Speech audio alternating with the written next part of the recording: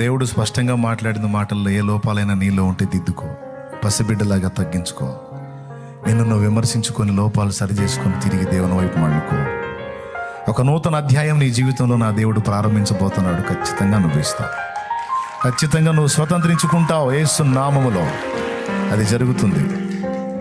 ఇక దేన్ని బట్టి కలవరం ఉండనియొద్దు. చెప్పండి, ఆయన నిన్నటికే దేవుడా, నేటికి దేవుడా, ఆయన రేపటికి కూడా. ఎంతమంది నమ్ముతున్నారు? నా తండ్రి నాకు దాచినవి ఇస్తాడు, దాచి ఉంచుతాడు.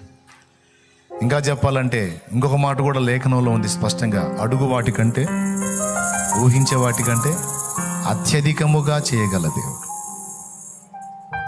ఎంత చేస్తాడో కూడా నువ్వు ఊహించవు. ఇంత కార్యాన్ని నేను ఊహించలా, నేను ఊహించని ఇప్పుడు ఎన్నో అనుభవిస్తున్నాను. నేను ఇక అనుభవించే ఆ ఊహించినటువంటి ఆ మేళ్లను బట్టి కృతజ్ఞతలు చెప్పడం, కన్నీళ్లతో దేవుని మయంపరచడం తప్ప ఇప్పుడు ఇంకా నేను చేసేది ఏం లేదు.